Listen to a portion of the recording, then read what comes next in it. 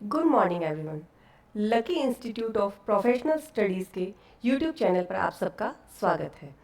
आज हम समाजशास्त्र के एंथ्रोपोलॉजी सब्जेक्ट जो बीए सेकेंड ईयर का विषय है, साथ ही न्यू एजुकेशन पॉलिसी के 5th सेमेस्टर के अंतर्गत यूनिट 3 भारतीय जनजातियाँ, जिसके अंदर हम मेनली राजस्थान के एस्पेक्ट से देखें भील जनजाति के बारे में स्टडी करेंगे। भील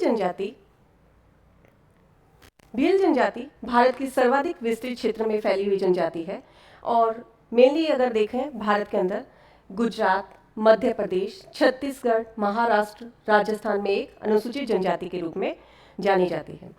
भारत में भीलों की गणना पुरातन राजवंशों के रूप में की जाती है, जो कि विहिल वंश के नाम से प्रसिद्ध था और इस वंश का शासन पहाड़ी इलाकों में मेनली माना जाता है। भारत के राज्य हिमाचल प्रदेश का नाम भी भील राजा हिमराज के नाम पर बताया जाता है, जो हिमाचल जो कि माता पार्वती के पिता थे। एक तरीके से अगर देखें तो भीलों को महादेव और पार्वती के वंशज माना जाता है। भील शब्द की उत्पत्ति अगर हम देखें, भील शब्द द्रविड़ भाषा के बीलू शब्द से लिया गया है, जिसका आशय क्या है? कमान। कमान यानी बो। तीर कमान में अत्यधिक निपुण होने के कारण या तीरंदाजी में अत्यधिक निपुण होने के कारण भीलों को यह नाम दिया गया है। इतिहासकारों ने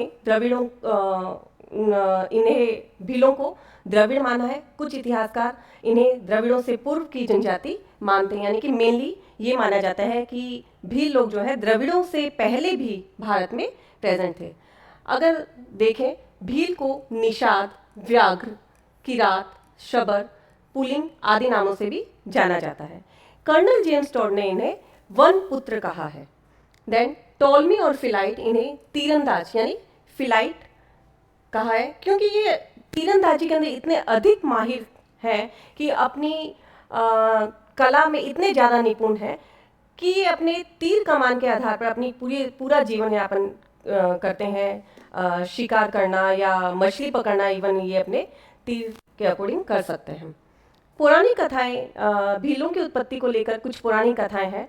मेनली माना जाता है कि महादेव और पार्वती के वंशज भील माने गए हैं।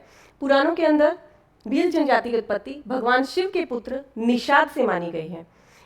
एक पुरानी कथा ये कहती है कि एक बार भगवान शिव ध्यान मुद्रा में लीन थे, तो उनके पुत्र निषाद ने उनके बैल नंदी को मार दिया। उससे कुपित होकर महादेव ने उन्हें वन में निर्वासित कर दिया। एक पुरानी कथा ये भी कही जाती है कि एक बार महादेव वन में विचरण कर रहे थे, तो उन्हें एक वन कन्या से प्रेम हो गया और वो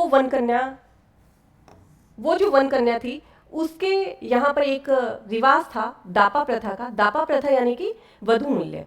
तो शिवजी के पास उस टाइम देने के लिए था नहीं कुछ, तो उन्होंने क्या किया, अपना नंदी जो बैल था वो उस कन्या के फैमिली को उपहार स्वरूप दिया। एक बार जब उस कन्या की फैमिली को भूख लगी तो उन्होंने उनके बैल को मारकर खा लिया। उससे कुपित होकर शिवजी ने उन्हें श्राप दिया कि आजीवन जो है जंगलों में भटकते रहेंगे और उन्हें जंगलों में ही रहकर अपना जीवन निर्वाह करना पड़ेगा। यही नहीं, भीलों को अगर हम कहें, इनकी हिस्ट्री अगर देखी जाए, इनकी उत्पत्ति अगर देखी जाए, तो धार्मिक ग्रंथों, पुराणों, उपनिषदों, महाकाव्यों में भी इनका आदिवासी के रूप में उल्लेख मिलता है।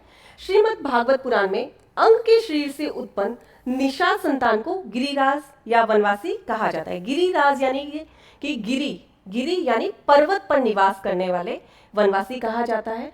वहीं अगर कहें, रामायण महाकाव्य के रचयिता जो थे वाल्मीकि, वो भी भील थे, जिनका मूल नाम वालिया था। रामायण में शबरी जो है, जिन्होंने राम को भक्ति से अपने जूठे बेर चक चक के खिलाए थे, वो भी एक भील थी। महाभारत में एकलव्य, वो भी एक भील जनजाति से ही बिलोंग करते थे। अब अगर मेनली हम राजस्थान के एस्पेक्ट में देखें, तो राजस्थान की सबसे पुरानी जनजाति के रूप में भीलों की गणना की जाती है। भील राजस्थान की सबसे प्राचीन जनजाति है। भील मुख्य रूप से दक्षिणी राजस्थान में पाए जाते हैं। इनका मुख्य निवास स्थान उदयपुर है। उदयपुर के अलावा बांसवाड़ा, डूंगरपुर, चित्तौड़गढ़ जिलों में भी ये रहते हैं। बांसवाड़ा में राजस्थान की सबसे बड़ी भील जनजाति जो है पाई जाती है, यानी कि बहुतायत में भील जो है हमें बांसवाड़ा में देखने को मिलते हैं। साल 2011 की जनगणना के अनुसार भीलों की जो जनसंख्या है राजस्थान के अंदर 28,05,948 मानी गई है। राजस्थान की कुल जनजाति के जो है 39% है, यानी कि राजस्थान के अंदर जितनी जनजातियां पाई जाती हैं उनका 39% जो है भील जनजाति कवर करती है। भील जनजाति की बाड़मेर जिले में 99% आबादी, यानी कि बाड़मेर के अंदर भील जो है 99% जनजातियों के अंदर अपना स्थान कवर करते हैं। अब हम देखते हैं भीलों के देवता देवता कौन कौन से देवताओं की उपासना है या इनका सामाजिक जीवन क्या है, प्रथाएं, परंपराएं, रीति रिवाज उनके बारे में देखते हैं। देवताओं की अगर बात करें, क्योंकि भारतीय जनजातियों को पिछड़े हुए हिंदू कहा गया है, तो मेनली अगर देखा जाए तो भीलों का जो रिलीजियस या कहीं धार्मिक जो इनका एस्पेक्ट है देखने वाला, वो हिंदू लोगों से काफ़ी मिलता जुलता है। इसी तरीके से ये हिंदू देवी देवताओं की उपासना करते हैं। भील जाति के जो लोग हैं राम, भगवान शिव और कई अन्य हिंदू देवी देवताओं की पूजा करते हैं। भील जाति में नाग देवता, भाटी देव और भीलट देव है, और ग्राम के देवता जो है इन्हें बाबा देव के नाम से इनमें जाने जाते हैं। त्योहारों के अंदर ये हिंदू त्योहारों की तरह ही राखी, दीपावली, होली, आखातीज, दीवा, अमावस्या, नवमी, हवन आदि जो है त्योहारों को मनाते हैं। निवास, अगर इनके निवास की बात की जाए तो जो बड़े गांव होते हैं भीलों के अंदर, जिनकी संख्या बहुत आयत में होती है, जिनमें एक ज़्यादातर जनसंख्या निवास करती है, एक बड़ा गांव, उसे पाल कहा जाता है। पाल यानी भीलों का बड़ा गांव। फाला या फाला, जिसे भीलों का छोटा गांव, यानी कि भीलों की कम जनसंख्या वाले छोटे गांव को फाला कहा जाता है। भौमट यानी भील बाहुल्य क्षेत्र, जहां मेनली भीलों की जनसंख्या बहुतायत में होती है, उसे भौमट कहा जाता है। भीलों के जो घर होते हैं उन्हें कू या टापरा कहा जाता है। भीलों के जो घर होते हैं उन्हें कू या टापरा कहा जाता है, और ये जो होते हैं ज़्यादातर पुआल या खपरेल से बने होते हैं। खपरेल यानी सीख नुमा जो ये सरकंडे या जिन्हें अलग अलग लैंग्वेज में कहा जाता है, उनसे ये बने होते हैं। और गांव के बाहर जो बरामदे होते हैं उन्हें ढलिया कहा जाता है। नेक्स्ट अगर हम बात करें इनके परिवार की, भीलों का परिवार जो होता है पितृसत्तात्मक होता है, यानी कि मेल जो होता है, हेड ऑफ द फैमिली इनके यहाँ पर मेल होता है। जितने भी बड़े डिसीजन जो है वो मेल यानी पुरुष लेते हैं, बट इसका आशय ये नहीं है कि महिलाओं की स्थिति इनमें नहीं होती है। बहुत कुछ फैसले ऐसे होते हैं जो महिलाओं द्वारा लिए जाते हैं, जैसे कि अपना जीवन साथी चुनने का है, या अगर कहें कि जैसे भीलों के अंदर एक से अधिक वाइफ रखने का या बहुपत्नी विवाह प्रचलित है। बट अगर किसी भील पुरुष को विवाह करना है, एक नई मैरिज करनी है, तो उसके लिए उसे अपनी पहली वाइफ की कंसेंट या उसकी इच्छा जानना जरूरी है। इसी तरीके से हम भीलों के अंदर अगर अन्य व्यक्तियों के बारे में देखते हैं कि भीलों के प्रमुख और पद कौन से हैं, व्यक्ति कौन से हैं, उनके अंदर अगर हम देखें अटक, भीलों के अंदर अटक अगर कहें, एक ही पूर्वज से उत्पन्न गोत्र, एक ही पूर्वज से उत्पन्न गोत्र को अटक कहा जाता है। गमैती जो होता है वो गांव का मुखिया गमैती कहलाता है। पालवी, ऊंची पहाड़ी पर रहने वाले भील, वो पालवी कहलाते हैं। वागड़ी यानी मैदानों में रहने वाले भील जो है वागड़ी कहलाते हैं। बोलवा, मार्गदर्शन करने वाला व्यक्ति या पथ प्रदर्शन करने वाला व्यक्ति क्या कहलाता है? बोलवा कहलाता है। भोपा, जनजातियों में झाड़ फूक, टोना टोटका करने वाला व्यक्ति, वो भोपा कहलाता है। भगत, धार्मिक संस्कार संपन्न करने वाला व्यक्ति और सामाजिक रीति रिवाज, प्रथाएं, परंपराएं जो सही रूप से निभाई जा रही हैं या नहीं निभाई जा रही हैं, उन सब की देखरेख करने वाला व्यक्ति, वो जो है भगत कहलाता है। इसी तरीके से अगर हम बात करें ठेपाड़ा, ठेपाड़ा जो है वेशभूषा के अंतर्गत, अगर हम भील जनजाति के अंदर परंपरागत वेशभूषा का पालन किया जाता है, जिसमें महिलाएं पुरुष जो है अपनी जनजाति के नियमों का पालन करते हुए परंपरागत वेशभूषा का पालन करते हैं। ठेपाड़ा भील जनजाति के लोगों द्वारा पहने जाने वाली तंग धोती, भील पुरुषों के द्वारा पहनी जाने वाली तंग धोती जो है वो ठेपाड़ा कहलाती है। पोतिया सिर पर पहने जाने वाला एक सफेद रंग का कपड़ा होता है, जो उसे मल्टीपर्पज बहुत अलग अलग तरीके से उसको काम में लिया जाता है। खोयतू कमर पर बांधे जाने वाला एक लंगोट खोयतू कहलाता है। पीरिया विवाह के अवसर पर दुल्हन द्वारा पहने जाने वाला पीले रंग का लहंगा, वो क्या कहलाता है? पीरिया कहलाता है। सिंदूरी लाल रंग की साड़ी, सिंदूरी कहलाती है। सिंदूर का रंग भी लाल होता है, शायद उसी वजह से इसका जो नाम है सिंदूरी रहा होगा। लाल रंग की साड़ी। कछाबू महिलाओं के घुटने तक का घाघरा, नी तक पहना जाने वाला जो घाघरा होता है वो कछाबू कहलाता है। फालू कमर का अंगोछा, फालू कहलाता है। देन अंगूठी स्त्रियों का जो चोली या जो ब्लाउज होता है वो अंगूठी कहलाता है। नेक्स्ट हम बात करते हैं वेशभूषा। बिना ज्वेलरी के, बिना गहनों के वेशभूषा अधूरी मानी जाती है। तो हम अगर गहनों की बात करें, भील जनजाति के अंदर पुरुष और स्त्री दोनों ही के अंदर जो है गहने वो प्रेफर किए जाते हैं, पहने जाते हैं। पारंपरिक गहनों के अंदर पुरुष जो है वो काड़ा, बाजूबंद, चैन, कान के छल्ले और कारदनी, ये जो है पुरुषों द्वारा पहने जाने वाले आभूषण है, जो मेनली आपके कोई भी कॉम्पिटिटिव एग्जाम है उनके अंदर इनकी वेशभूषा, इनका रहन सहन, रीति रिवाज उनके अंदर ये कवर किए जाते हैं। तो विशेष रूप से ये ध्यान देने वाला पहलू है। महिलाओं के अंदर हंसली, अंगूठी, जेले, झुमके, भील भाषा में जिन्हें बाली कहा जाता है, भील भाषा में झुमके जिन्हें बाली कहा जाता है, नरियन और नथनी यानी नाक का गहना आदि जो है मेनली स्त्रियों द्वारा पहनी जाती है। इसके अलावा भील जनजातियों के अंदर गोदना भी एक आभूषण का ही पार्ट माना जाता है, जो शरीर को सुंदर बनाने के लिए, दिखाने के लिए पारंपरिक रूप से ये यूज में लाया जाता है। वैवाहिक रीति रिवाजों की बात करें तो भील जनजाति के अंतर्गत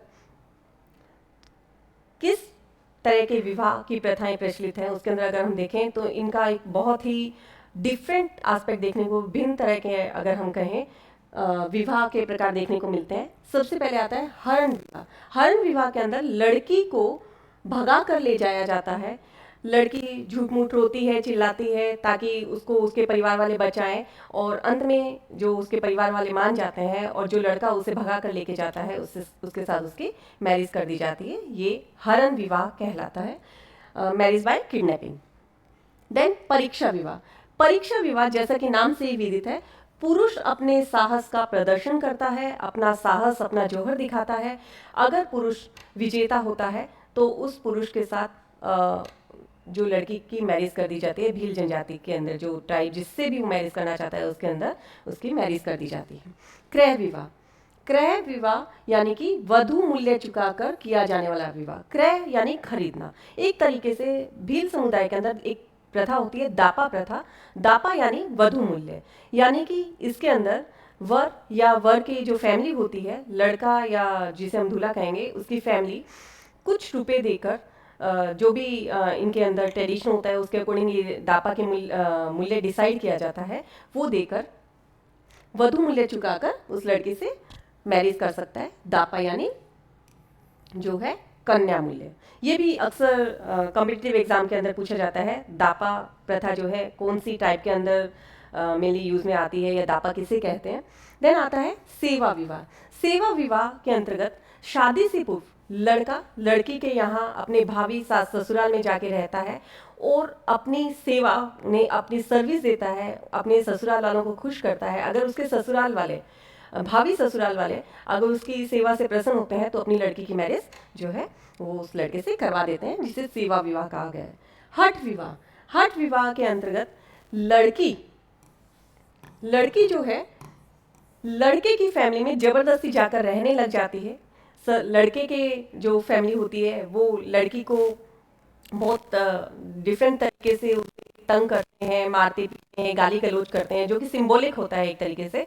यानी कि ये उसकी परीक्षा ली जाती है कि अगर उसे कुछ कहा जाए, कहा सुनी हो भी जाए परिवार में, तो वो उस परिवार में बनी रह पाएगी या नहीं रह पाएगी। एक तरीके से ये उसकी परीक्षा ही होती है। तो लड़की अगर इतना सब होने के बावजूद उस फैमिली में बनी रहती है, यानी कि टिकी हुई रहती है, तो उसकी मैरिज उस लड़के से करवा दी जाती है। ये कुछ एक प्रकार है विवाह के अंदर, अगर हम कहें जीवन साथी चुनने के तरीके कह सकते हैं हम जनजातियों के अंदर ये देखने को मिलते हैं। नेक्स्ट हम आते हैं वैवाहिक रीति रिवाज। विवाह के अवसर पर जो रीति रिवाजों का पालन किया जाता है, क्योंकि जैसा हमने देखा कि भील जनजातियों को पिछड़ा हुआ हिंदू ही कहा जाता है। मेनली इनके अंदर भी हिंदू रीति रिवाजों की तरह अगर हम कहें सगाई की प्रथा होती है, देन घृतपान होता है, बरात स्वागत वगैरह ये सब किया जाता है। उन सब के बावजूद कुछ अलग से प्रथाएं हैं जो वैवाहिक रीति रिवाज हैं जिनमें फॉलो किए जाते हैं। वो है मेनली गोल गधेड़ों प्रथा। गोल गधेड़ों प्रथा यानी कि इसमें भील युवक अपने शौर्य और साहस को प्रमाणित करता है, और इसके बिहाफ पे जो विजेता होता है वो भील ग्रुप में से, यानी कि अपनी जनजाति में से किसी भी कन्या को अपने जीवन साथी के रूप में चुन सकता है। उसे ये अधिकार होता है, प्रेफरेंस उसे दी जाती है कि जो विजेता होगा उससे अपनी मन मर्जी की लड़की का चुनाव वो कर सकता है। नेक्स्ट आता है इसमें कट्टा प्रथा। कट्टा यानी मृत्यु भोज की प्रथा।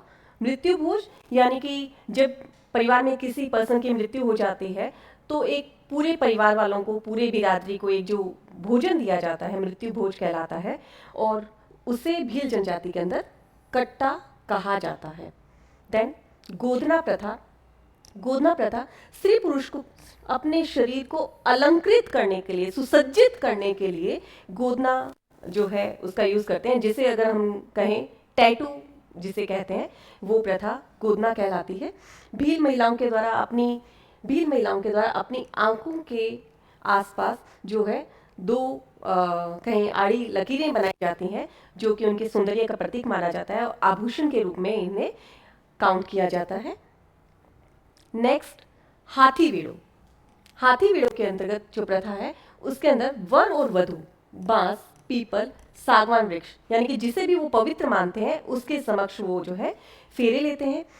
केसर या नाथ की चढ़ी हुई केसर, ऐसा माना जाता है कि एक जो भील पर्सन जो होता है केसर या नाथ की चढ़ी हुई अगर केसर का पानी पी लेता है उसके बाद वो झूठ नहीं बोल सकता, ऐसा इनमें प्रथा मानी जाती है। देन फायरे। फायरे भील जनजाति का प्रमुख रण घोष है, यानी कि कोई विपत्ति की सिचुएशन आ जाती है, कोई अगर युद्ध की सिचुएशन आती है, कोई मुश्किल आती है, तो इनमें जो घोषणा करके यानी कि कोई इशारा करके जो अपने टाइप के पर्सन को इकट्ठा किया जाता है वो फायरे कहलाता है। मोताना। मोताना प्रथा जो है मेनली उदयपुर संभाग में पाई जाती है, जिसके अंतर्गत खून खराबा होने पर यानी कि किसी भील पर्सन की मृत्यु होने पर जुर्माने के रूप में जो राशि दी जाती है, जुर्माना जो होता है उसे मोताना कहा जाता है। वाढोत्रा। वाढोत्रा यानी मोताना के तहत जो राशि फिक्स की जाती है, जुर्माने के रूप में जो रुपए फिक्स किए जाते हैं उसे वाढोत्रा कहा जाता है। नेक्स्ट अगर हम बात करें प्रथम परंपराओं के साथ मेले और त्योहारों की बात करें तो भील जनजातियों के अंदर बहुत सारे मेले और त्योहारों का आयोजन किया जाता है, समय समय पर किया जाता रहा है। मेले के अंतर्गत नवरात्रि का मेला, भगोरिया मेला जो होली के त्योहार के दौरान मनाया जाता है। भील जनजाति का वाणेश्वर मेला विश्व प्रसिद्ध मेला है, जो कि डूंगरपुर में यह मेला माघ पूर्णिमा को होता है। सोमाही नदी, जाखम नदी के संगम पर ये मेला भरता है।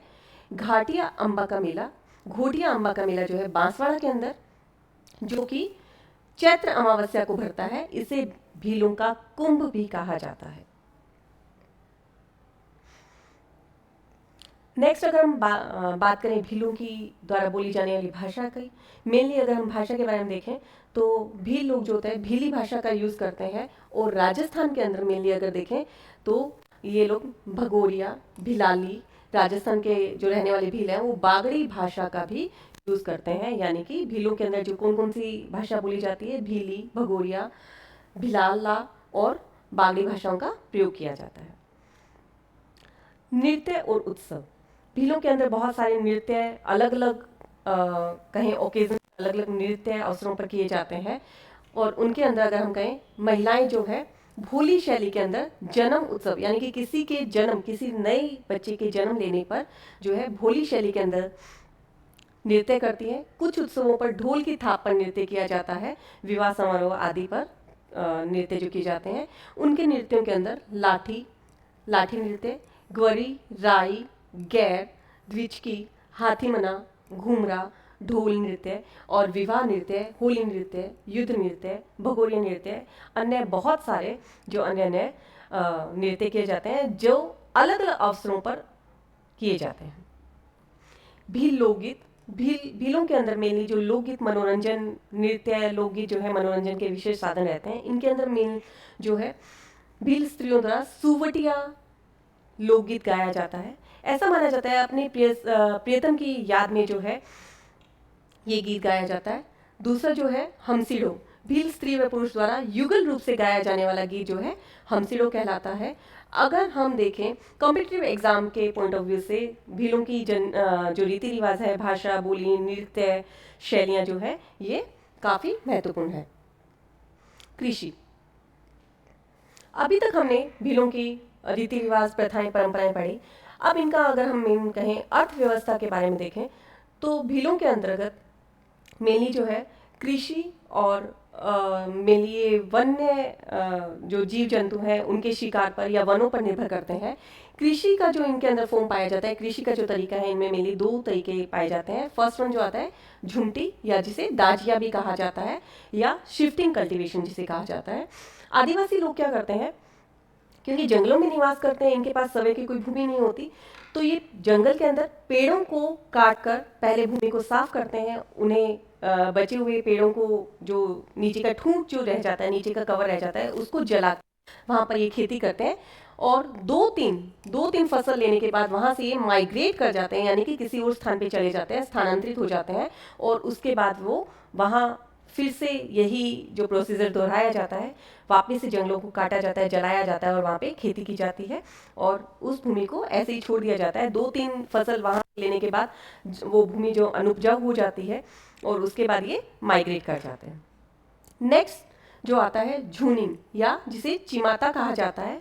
पहाड़ी ढालों पर की जाने वाली जो खेती है उसे झूनिंग या चिमाता कहा जाता है। ये आप स्टेप फार्मिंग, जिसे स्टेप फार्मिंग भी कहा जाता है, पहाड़ी ढलानों पर अगर सीढ़ी नुमा जो खेती है वो इनके द्वारा की जाती है। देन अगर अर्थव्यवस्था की बात करें, भीलों के अंदर अर्थव्यवस्था मेनली जो है ये कृषि और वन्य उपज पर निर्भर करते हैं। कृषि के साथ साथ इनके अंतर्गत पशुपालन भी देखने को मिलता है। पशुपालन में ये भेड़ बकरियों को मेनली ये पालन करते हैं। इसके अलावा शिकार करते हैं और मछलियाँ भी पकड़ते हैं। इनके उपज के अंदर अगर देखें, गेहूँ, मक्का और बाजरा, यानी कि मोटा अनाज जो होता है वो मेनली फसलों की खेती करते हैं और वही ये ज़्यादातर यूज़ में लेते हैं। मवेशियों के अंदर भेड़ बकरियों का ये पशुपालन करते हैं। इसके साथ साथ शहद और फल फ्रूट और जंगल से जड़ी बूटियां एकत्रित कर अपना जीवन यापन करते हैं। हाल ही के वर्षों में जो भारतीय सरकार ने और जिस एरिया में भी रहती हैं, राजस्थान सरकार ने भीलों के उत्थान के लिए अलग अलग योजनाएं चलाई हैं, जिससे कि ये अपना जीवन यापन अच्छे से कर सके। क्योंकि कुछ भील अब जंगलों से निकलकर मॉडर्न जो सोसाइटीज़ हैं उनके कांटेक्ट में आ रहे हैं और उनसे इनका जीवन यापन कहीं ना कहीं, इनका ट्रेडिशनल जो एस्पेक्ट है वो चेंज होता जा रहा है। और इनके अपना ये पुनर्वासन कर सकें, इसके लिए कुछ एक जो सरकार द्वारा जो उपाय किए गए हैं उनके अंदर भीलों को आज के टाइम में हथकरघा बुनाई सिखाई जाती है, मिट्टी के बर्तनों टोकरियां बनाने की इनको कला सिखाई जाती है, जिससे कि अपना लघु उद्योग स्थापित कर सके और अपना जीवन यापन अच्छे से चला सकें। सरकार ने भील जनजातियों के बीच उद्यमशीलता को बढ़ाने के लिए कई योजनाएं बनाई हैं, जिसके तहत अगर हम कहें सब्सिडी और प्रशिक्षण कार्यक्रम जो है प्रदान किए जाते हैं, इनको टाइम टाइम पर गवर्नमेंट के द्वारा प्रदान किए जाते हैं। भील जनजाति अपनी अनोखी संस्कृति और कला के लिए भी फेमस है। भील जनजाति के अंदर अगर हम कहें इनकी संस्कृति बहुत अनोखी मानी जाती है। इनका पारंपरिक जो लोक नृत्य है वो घूमर है। कला के अंतर्गत भील पेंटिंग, भील पेंटिंग, जिसे पिथोरा पेंटिंग भी कहा जाता है, ये वर्ल्ड फेमस, आज के टाइम में काफ़ी फेमस है, जिसे कलरफुल डॉट्स के द्वारा अगर आप देखें, कलरफुल डॉट्स के द्वारा जो है इनका उपयोग किया जाता है। और मेनली ये अपने पेंटिंग्स के थ्रू अपना जो जीवन है, लोक जीवन, अपना डेली रूटीन का, दैनिक जीवन की जो घटनाएं, इंसिडेंट्स हैं, उनको ये प्रेजेंट करते हैं। भूरी बाई पहली भील महिला थी जिन्होंने रेडीमेड रंगों और कागजों का उपयोग किया। जनरली इनके अंदर जो होता है प्राकृतिक रंगों और कागजों का, पत्तों का यूज़ किया जाता है, पर भूरी बाई जो है वो पहली ऐसी महिला थी जिन्होंने रेडीमेड कलर्स और कागजों का उपयोग जो है इसके अंदर किया। हमारे साथ ऐसी ही जानकारी प्राप्त करने के लिए बने रहें। ये जो भील जनजाति के बारे में आपने आज सुना, समझा, पढ़ा, ये सिर्फ सोशियोलॉजी के जो स्टूडेंट्स हैं उन्हीं के लिए नहीं, बल्कि ज्योग्राफी, हिस्ट्री या कोई भी कॉम्पिटिटिव एग्जाम के प्रिपरेशन है, उन सभी के लिए यूजफुल है। ऐसी ही नई रोचक जानकारियों के लिए हमारे साथ जुड़े रहें। धन्यवाद।